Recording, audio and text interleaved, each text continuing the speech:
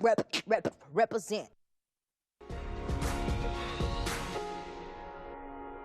The Affordable Care Act was signed into law 6 years ago. It is the most important piece of legislation in President Obama's presidency. But the question is, what will happen? Republicans have been fighting it for quite some time. They are desperate to repeal it, even though they've been grossly unsuccessful. They've had, almost 60 votes, and they've all failed. Joining us right now is the author of a book, 150 Years of Obamacare, Daniel E. Dawes, and he says black folks have better recognize that what happens in November could very well play a role as to whether or not this law stays on the books. So, Daniel, why do you make that case? How has this law been that critical to the health of America? So the way I make the case is going back 150 years. And a lot of folks, black leaders that I've spoken to, said, I didn't even know we had a health reform law 150 years ago. We had that law, and it was in place for 7 years. It was set to help newly freed people, African Americans primarily. And after 7 years, Congress dismantled it. We're now in the 6th anniversary of the Affordable Care Act. And if we are not careful, if we don't understand what is at stake and what this law contains, we can actually repeat history. And so that was one of those Reconstruction laws. That's right, the Freedmen's Freedmen's Bureau Act. And what's interesting is, and I make this point, when you look at the polls, when people say they don't support the Affordable Care Act, that's because a significant number of people felt it should have been stronger. It's not that you have a majority of Americans who say, I don't want the law, period. Is that a significant 35% and say, no, I want to be even stronger than what that law is. Right. Well, let me tell you, and that's a valid argument. This is a first step in the right direction, and it is actually the most comprehensive minority health law we've ever had in the United States, and the most inclusive law we've ever had passed by Congress. And the reason I mean that is because in this law, in the Affordable Care Act, are 62 provisions directly addressing inequities in health care and health status. And we know African Americans, 83,000 African Americans die each year due to disparities in health care. This law is intended to help alleviate some of that and decrease the disparities.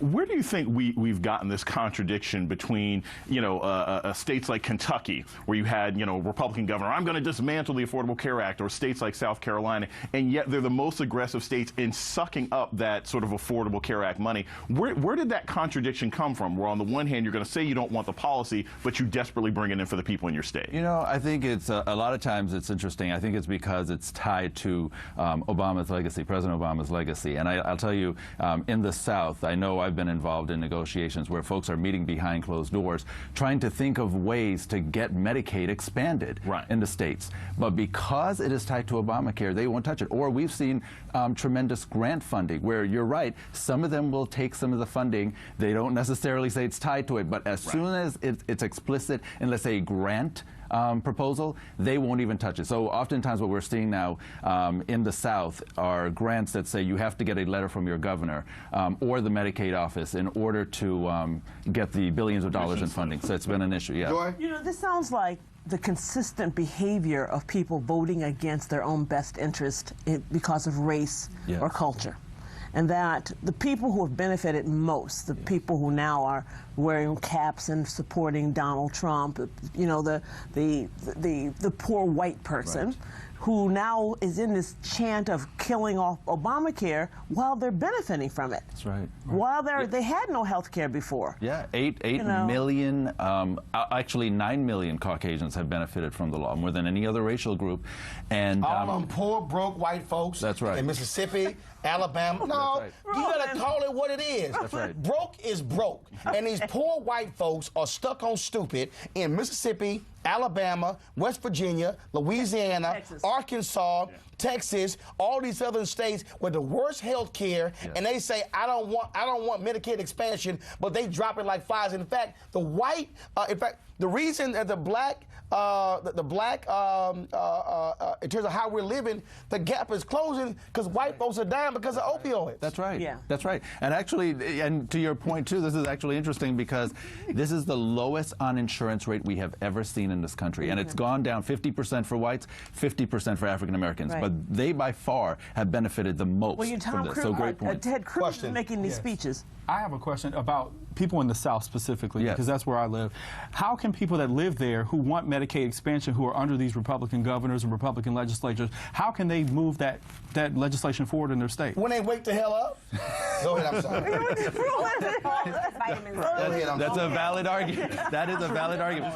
It's something that we're trying to figure out ourselves. We've tried to make the moral argument. That didn't work. We've tried to make the economic argument. That hasn't worked. And we're scratching our heads trying to figure out how that is. So if you know, please help us. Probably a ballot box issue then. I believe so, yes. No, I think this goes back to slavery.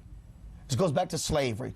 Poor whites don't think that they have the same fundamental problems as poor as African Americans in these states when it comes to health care, when it comes to education, when it comes to economics. And that's what this all goes back to. And they still stuck in the twilight zone, somehow thinking, no, I might be Donald Trump one day, when they got diabetes, they're dying of strokes, heart attacks, and everything else, just like because they don't want to accept the reality that they're in the same condition, rural whites, as black folks are as well. Can I tell you, actually, so, and you're absolutely right, every single time that we have tried over the last 150 years to pass comprehensive health reform, folks have always infused race and gender into the debates to discredit the opportunities, right? And we saw that last year even with the opposing counsel in the King versus Burwell case, that second major Supreme Court case on the ACA, where when he was interviewed, he said, they asked him, what's the difference between the two major Supreme Court cases? He says, the first one's dealing with the intent of dead white men, and the second one is dealing with the intent of women and minorities who wrote this bill. And I'm glad they recognize the impact and the inclusivity of the law, but that is exactly what they've recycled throughout the years. Hold on 1 second. I got to go to a break. I'm going to come back with this. Without what the hell.